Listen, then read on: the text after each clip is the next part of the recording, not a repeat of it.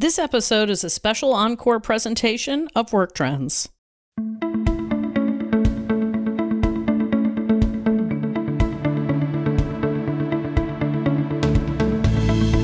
Welcome to the Work Trends podcast from Talent Culture. I'm your host, Megan Mbiro.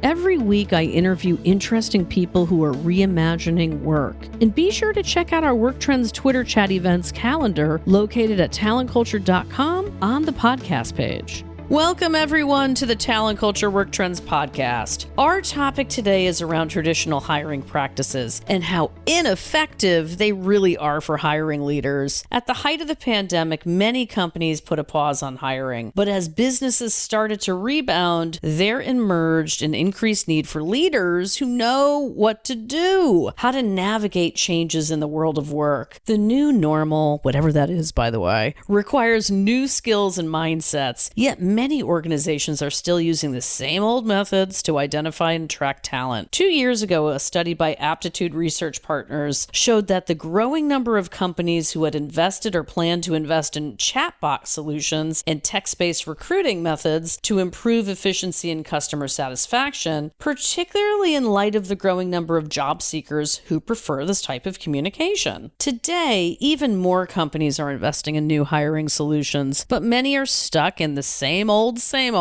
So today, I'm going to be discussing hiring practices and how businesses can take hiring to the next level. And I'd like to welcome our very special guest today, Lou Adler.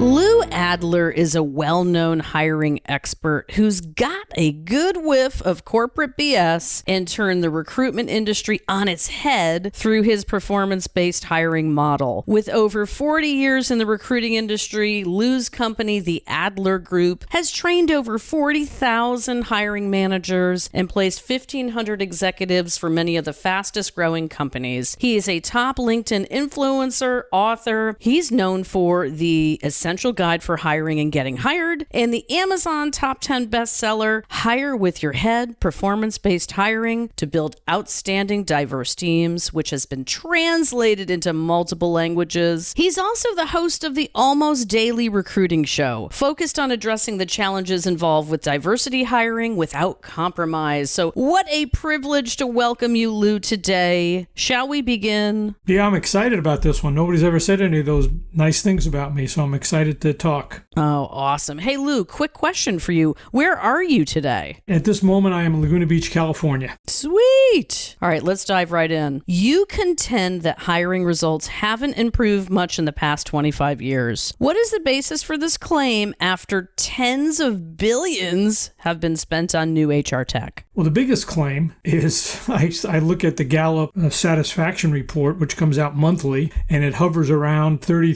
to 33% of people who are actually satisfied with their jobs. And that number hasn't changed in 25 years since they started taking it. And I saw a report last week in Fortune magazine, I think it was, might have been Forbes, that said 2/3 of new hires are disappointed in their job in the first 60 days and they want to leave. So as far as I'm concerned, things have not only not gotten better, they've gotten worse. And I contend I know the reasons why, but that's at least sufficient proof to say, hey, maybe we do have a problem. Yeah, no, and I'm with you, Lou. I think I have the same sentiment. I mean, really, we're still here having this conversation. And, let's bring in, and I'm going to air quote everybody, let's talk about the Great Resignation and all of the implications. I mean, what are you seeing here? And do you have suggestions for companies, recruiters, and job seekers around this? Well, to me, and it goes back to the underlying problem of why people are dissatisfied. And it really comes down to the point is people take jobs and they don't really know what the work is. And they don't know what the style of the manager is. And they don't know the quality of the team. And they're not 100% sure of what their expectations are. But they do see this big offer package that's 20% more than they were making. And it sounds good and they get lofty promises, you'll be doing this, this, and that. But they have very specific detail of what the package is on the start date. But 30 days later, there's no satisfaction from that. The satisfaction is driven by the work itself, the people, the company, the manager, the projects, the impact they're making. And people give that short shrift. They focus too much on the start date, not enough on the actual work they're doing. So to me, that's the underlying problem of dissatisfaction. And it's gotten worse because people are now trying to hire faster for more money. So now you got the great great resignation, et cetera, et cetera, et cetera. Yeah, I also just think leaders out there, some of you are lazy. That's why you and I and many others in the industry, we're still having this conversation. And that's why I am and many other important people out here are talking about the candidate experience. Why is this always left behind? Why are we not dealing with the core issues of culture? Boy, you and I could just go on, but I have to tell you, I know that you believe that referrals are the key to improving quality of hire. While companies have embraced this idea, I understand that you don't think they've gone far enough. Why do you think this? Well, from a practical standpoint, and this happened just the other day, one of the recruiters in our training program said, I'm not getting enough referrals. I asked someone for referrals, I'm not getting them. And I said, well, that's not the way you get a referral. You don't ask someone, you go on LinkedIn, and LinkedIn Recruiter has a powerful technique where you can actually search on your connections. So rather than ask, hey, who do you know who could be in the logistics job, say, hey, I noticed Mary, Joan, and Bill are all doing something you've worked with in the past. What do you think of those people? So the idea is convert a cold call into a warm call. So now if I call Mary, Joan, and Bill and say, hey, Megan just suggested I give you a call. Oh, how's Megan doing?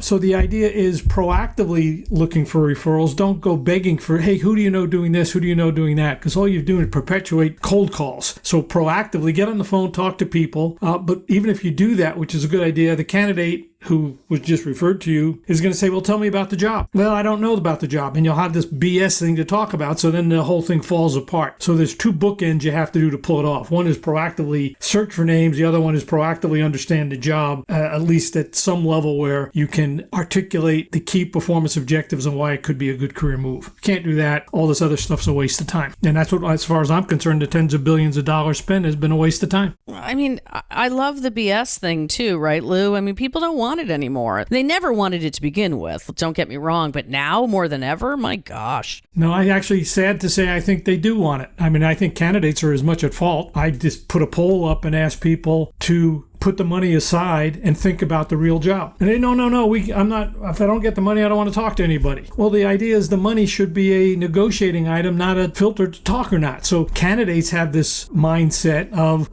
they're lazy too. Oh, if the money's big enough and you give me some BS surprises or promises, I'll be okay. But 2/3 of the people aren't okay with that approach, and they've never been. So I don't want to just attribute it all to companies. It's on all three sides, the hiring manager, the recruiter, and the candidate as well. And the company leading all of that activity, talent leaders haven't really taken a proactive approach to, hey, we can change all that. Well, I tell you, yeah, there's HR technologies and trends that are happening. I mean, which HR technologies or trends do you feel are going to have the biggest impact? Because as we both know, this is a crowded market now. Well, I would say at some level, AI used properly will be very, very effective. But I've talked to a lot of people who build AI based on talent, and I'm disappointed is they're kind of using the wrong metrics to figure it out. You look at a strong person. So let me give you an example. A little complicated because it gets into calculus, but the rate of change of growth of a person is a clear indicator that person's a top performer. But there's no AI that actually takes that into account. They just looks at skill sets, industries, background, academics, and studies that on a pretty high level. It's definitely a very sophisticated statistical level, and say these are the best predictors. But none of them take into account the rate of change of growth, which indicates, hey, if you're growing fast, you have less experience and less skills, but it means you're also a rapid learner and a high potential person. So I think there are some components of AI that are very, very powerful. But I think when it's applied indiscriminately to hiring and selecting top performers and reaching out to those people with a logical career move, I see some big gaps there and I don't see the bridges being built to connect them. What's the biggest difference maker if you had the power over some of this? And you do, Lou. You got the power right now. You know, what would you do differently? Well, the truth is I don't have the power. I have the knowledge that I believe is correct, but I think you have HR leaders and companies that have a strategy designed, hey, let's fill jobs as fast as we can. And yet I believe the process of making that decision, should I hire this candidate? And from the candidate's perspective, should I take this job? That is a much more detailed, thorough evaluation that's an investment on the company's standpoint in hiring this person and an investment on the candidate. Hey, should I invest my time in this company? And I don't think the tools that both sides use to make that decision are evaluated properly. I think people got competency models, they got behavioral interviewing. I think that's a Band-Aid solution, and I don't think they've really addressed the core problem. So that's what I believe to be true. We've been able to validate that in small pockets and with companies where the CEO says, yes, this is the way we're going to do it. But to put it at scale, it's very hard. Maybe we got to fill jobs. That becomes a higher priority. And probably business-wise, it is. Let's fill a job with whomever applies and the cheapest and fastest, and let's go forward. So people have optimized that decision versus optimized the best person for the best job. Yeah, it's impatience all the way around, really. Oh, it is impatience, yeah. A candidate wants to avoid pain. Oh, I hate this job. I hate my boss. Oh, it was a long day at the office. Candidate, this sounds like a good job. I like the people. I'm getting more money. Yes, I don't have to drive to this company anymore. But 30 to 60 days later, the pain returns. The same thing with the company. I got to fill this job. I got to fill it quickly. I got all this work to do. I don't want to work overtime. Let me hire this person. So both parties have this shorter term focus to minimize aggravation at the expense of the long-term satisfaction and growth opportunity. The job decision avails both parties. In a recent article, you suggest that in order for a company to hire more leaders, it can't use the same process it uses to hire everyone else. What do you mean by this? Well, I would say a leader is anybody. It's almost anybody, even from entry level to chairman of the board. So I don't want to imply that a leader means that the person has to have a leadership role. So maybe the wording of that post was a little bit unclear. Nonetheless, you hire a staff engineer with 2 to 3 years experience, and if they're just doing their job, they're fine. On the other hand, if they can help other people, they can put a plan together and work with cross-functionally, guide people along, and even have an engineer can guide the product marketing people on how to best design a product. That's a leadership kind of a role, even though the person might still be a staff engineer. So the idea is that to hire those kind of people that think that way, that have those kind of capabilities to help others, help whatever their role is, whether it's engineering, accounting, marketing, it doesn't matter. Everybody can have that outsized influence. I don't think companies look at that. I mean, all those attributes I just said, where does the AI pick that stuff up? It doesn't. It just picks up, hey, you got 3 years experience, you got these skills, you got this academic background. Yes, hire you, and you're disappointed, so you'll take this job because it pays 10% more than the job down the street, and yet the job down the street might be a better career move for you. So it's all of those issues that go into the hiring decision, and I think people have tried to simplify it using criteria that doesn't really predict the best decision on both sides of the table. What single piece of advice would you give to companies, talent leaders, or hiring managers on how they can improve their hiring results? I have one client right now. It's about a $300 million company. They've got about 300 stores around the country, and we're working directly with the CEO. And I told her, I said, if you want to implement performance-based hiring, you have to only do two things. Number one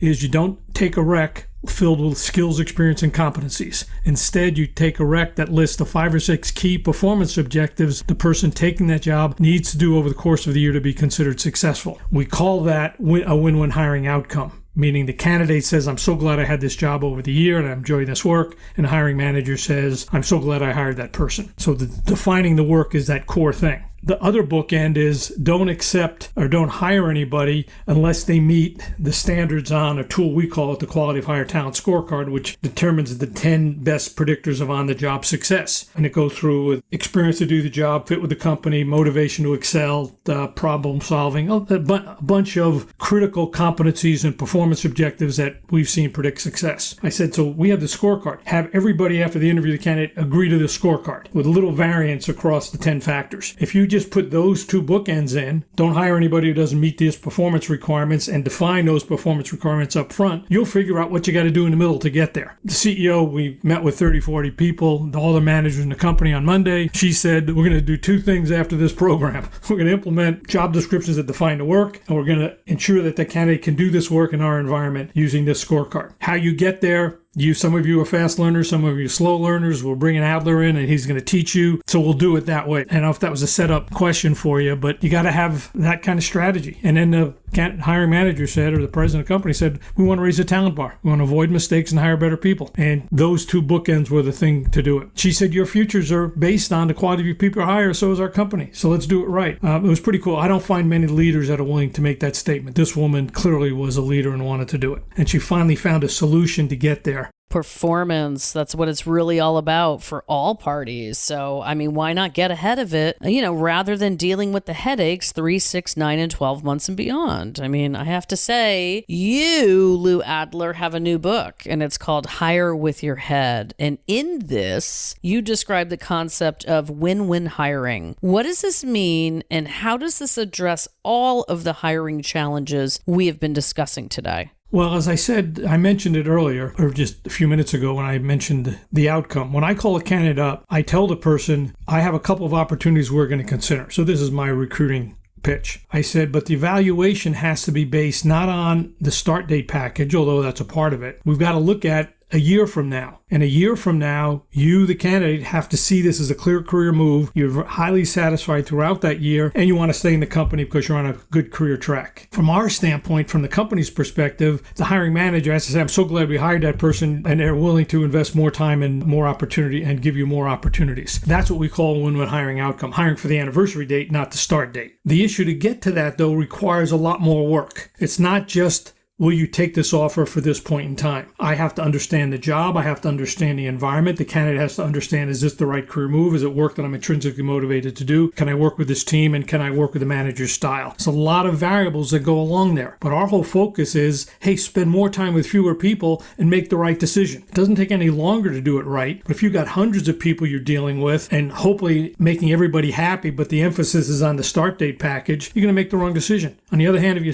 talk with 10 or 15 good people who probably could do that work, invest more time with each one of them, you'll make the right decision. The candidate will make the right decision. Hiring manager will make the right decision. And most people don't want to do that. They want to make job changing a transaction where it's not. It's much more complicated than that. That's what win-win hiring is, hiring for the anniversary date, not the start date. Anniversary date. How refreshing in this fast-paced world we're living in. Finally, Lou, what do you think is the biggest challenge facing recruiters and employers in the post-pandemic era? It's the same challenge that I had when you opened this up, Megan. The same challenge 25 years ago. If a hiring manager isn't willing to define the performance objectives of the job, no progress will be made. And you can look at every book about research of what drives employee satisfaction. Even the Gallup, when you ask me why I don't think things have changed, employees are unsatisfied. Only a third are satisfied with the work they do. It's because the hiring manager didn't clarify expectations up front. And until they do that before they hire, no progress will be made. So that's the tipping point. And that's why defining the work has got to be the key domino that drives hiring success. And if you don't want to do that, it'll be problematic if you hire a good person or not. So speed and efficiency isn't the issue.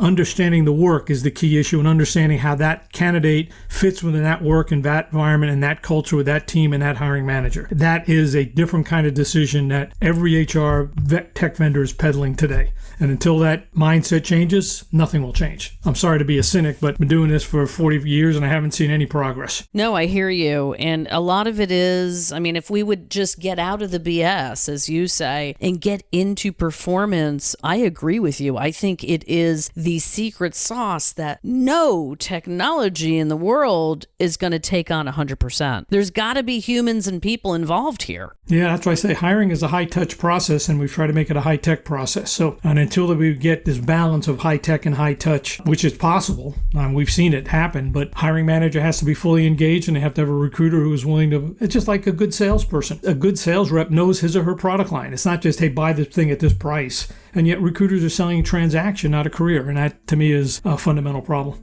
Lou Adler, thank you so much for stopping by and sharing your sage today. Happy to be here. Thank you very much for having me.